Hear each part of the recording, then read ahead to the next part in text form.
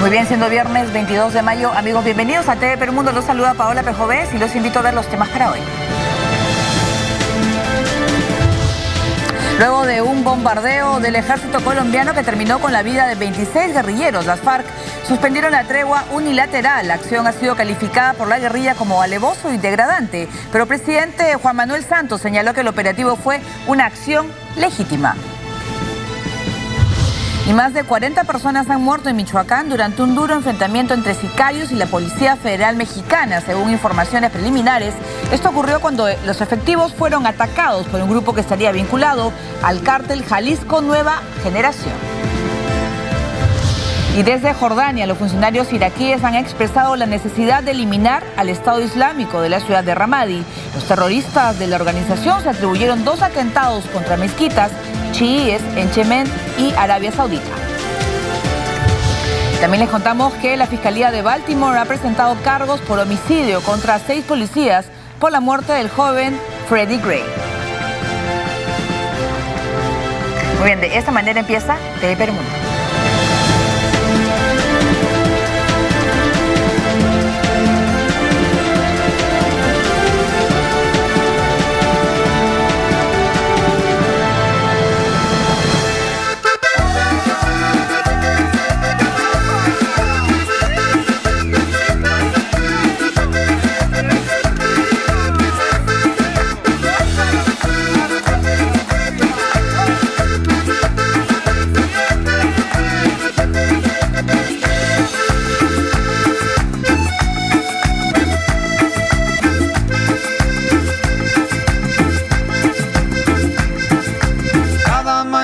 Se escribe una nueva historia. Cada mañana la vida vuelve a empezar. Cada mañana se escribe una nueva historia. Cada mañana la vida vuelve a empezar. Muy bien, amigos, ¿cómo están? Bienvenidos al programa Oscar Vidarte en el análisis y vamos a empezar con Colombia. Las FARC han decidido suspender el alto al fuego tras un operativo, un bombardeo del ejército de ese país. ¿Cómo estás, Oscar? ¿Y qué va a significar? Porque hace 2 días una pequeñita también fue víctima de un atentado y que no significó el cese unilateral, ¿no? ¿Cómo estás? ¿Cómo estás? Bueno, este es básicamente lo que estamos viendo en la cereza, la torta de varios meses de escalada en las tensiones, que comenzó con secuestros a importantes funcionarios, a militares, hay varios atentados, digamos, tanto la Fuerza del Orden, digamos, haciendo su acción pública, como atentados de la FARC, el último muy importante contra un grupo, más de 20 soldados de las Fuerzas Armadas colombianas. Me parece que ese es el punto, la escalada, el fin de la escalada militar, y la pregunta es, bueno, ¿cuáles van a ser las consecuencias sobre las negociaciones de paz? Así es, vamos a hablar más adelante, pero vamos a presentarles la noticia. La FARC han suspendido la tregua unilateral por la muerte de 26 guerrilleros. Ellos cayeron en un bombardeo y ataque terrestre del ejército en el departamento del Cauca.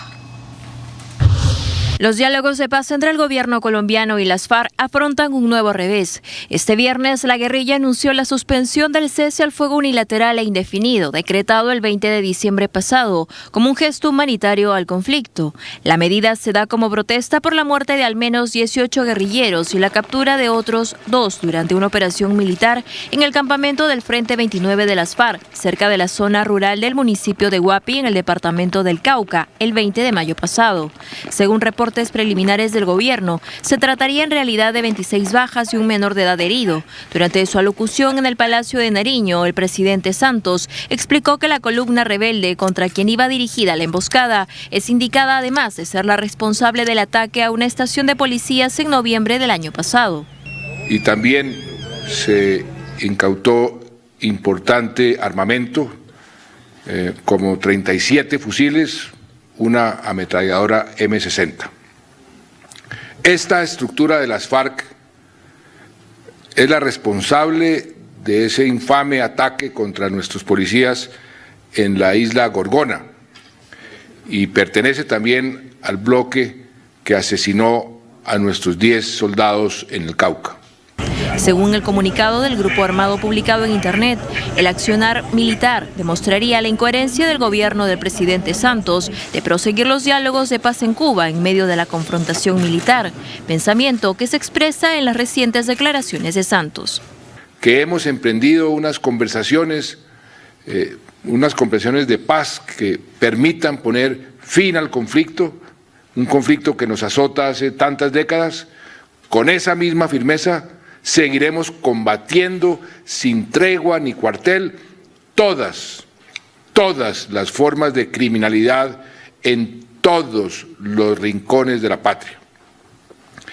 Señor ministro y señores generales, esta ha sido, esta es y esta seguirá siendo la orden: no bajar la guardia.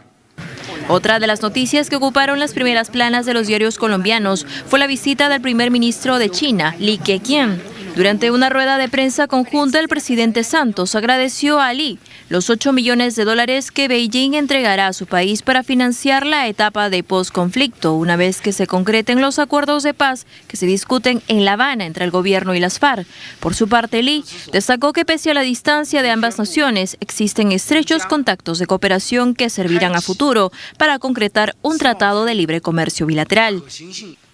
Durante este encuentro, ambos líderes firmaron 2 proyectos de infraestructura de gran relevancia. El primero en Orinoquia, una vasta región al oriente del país, donde se prevé la construcción de una carretera que bordeará la frontera con Venezuela. Y el segundo, relativo al puerto de Buenaventura, considerado el más importante del Pacífico colombiano y el más vulnerable por los constantes enfrentamientos entre bandas criminales que pugnan el control del narcotráfico. Como parte de su gira por la región, Keqiang estará también en Perú y Chile en los próximos días. Muy bien, de esta manera finalizamos el presente acto a todos. Muy bien, pues uno se pregunta realmente si va a afectar o no ese cese de la tregua, las conversaciones que se realizan entre la FARC y el gobierno de Colombia. ¿Cuál es tu análisis? Las FARC no son tontas y saben que este es un escenario fundamental para ellos de negociación, ante una década donde el Estado colombiano ha golpeado mucho a esta organización en todo sentido de la palabra. Así que creo que ellas han dicho, y lo han expresado estas últimas horas, que quieren continuar con la negociación. El problema de toda negociación tan difícil con un grupo terrorista como la FARC es que requiere mucha legitimidad en la población para que sea aceptado. De ahí que un tema importante para el gobierno de Santos es todavía irresuelto cómo va a finalmente a ratificar estos acuerdos por un referéndum, por el Congreso, no se conoce. Pero este tipo de ataques, digamos, este tipo de situaciones, este tipo del cese unilateral y lo que se puede venir en los próximos meses, porque hay que ser sincero, desde que la FARC declararon el cese al fuego unilateral, pues ha habido una reducción importante de acciones militares. Así que si todo comienza y vuelve a lo que era hace 5 o 6 meses, la legitimidad de un proceso de paz se hunde y cualquier posibilidad de solución desde la opinión pública también se vuelve muy difícil. Claro, estábamos hablando de que por qué realizó este ataque el gobierno de Colombia. ¿Cuál ha sido la justificación? La verdad es que podrían haber varias explicaciones. Una explicación mucho más dura está vinculada a una acción por parte del ejército.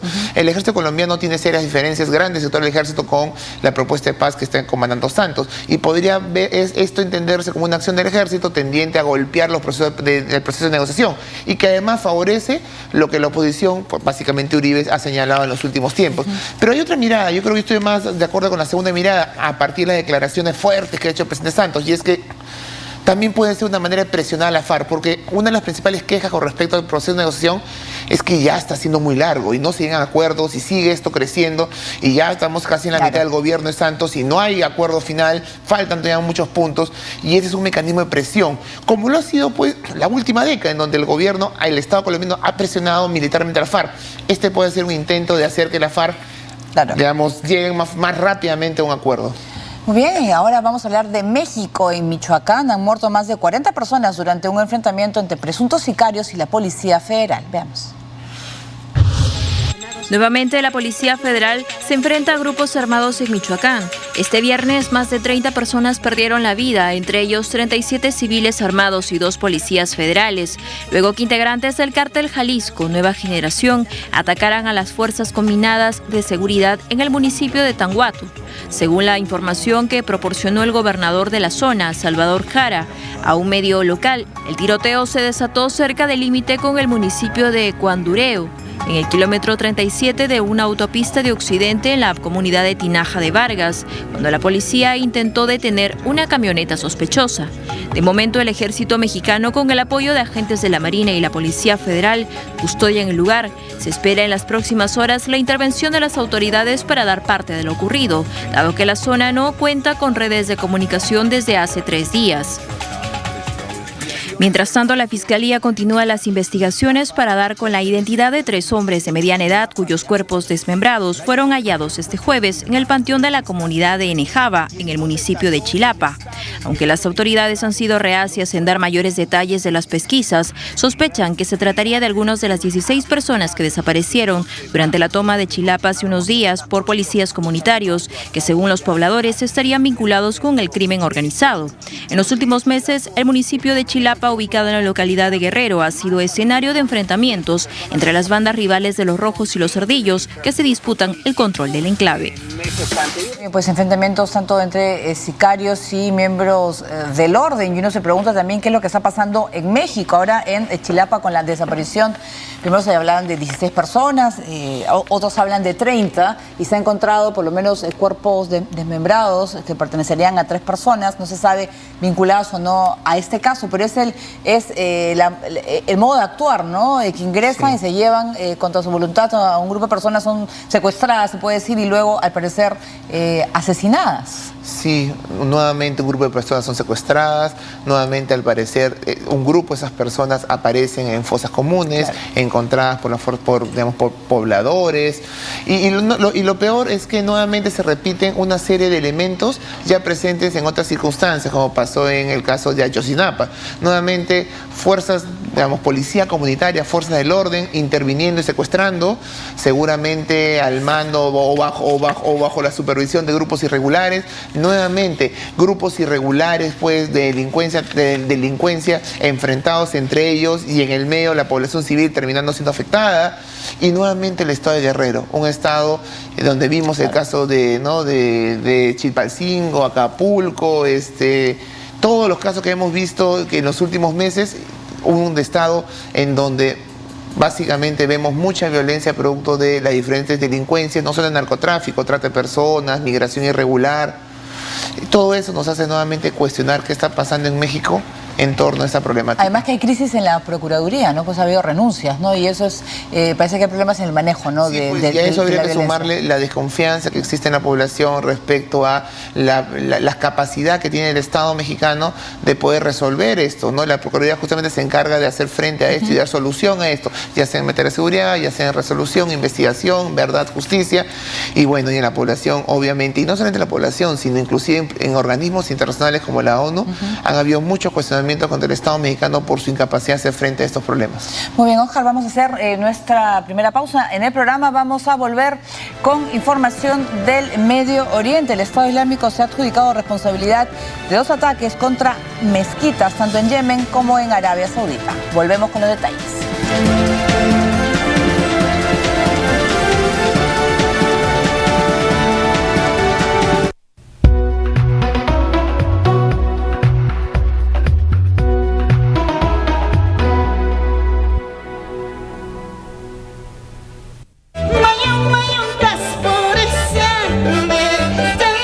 Uno de los conjuntos musicales más aclamados de nuestra música andina.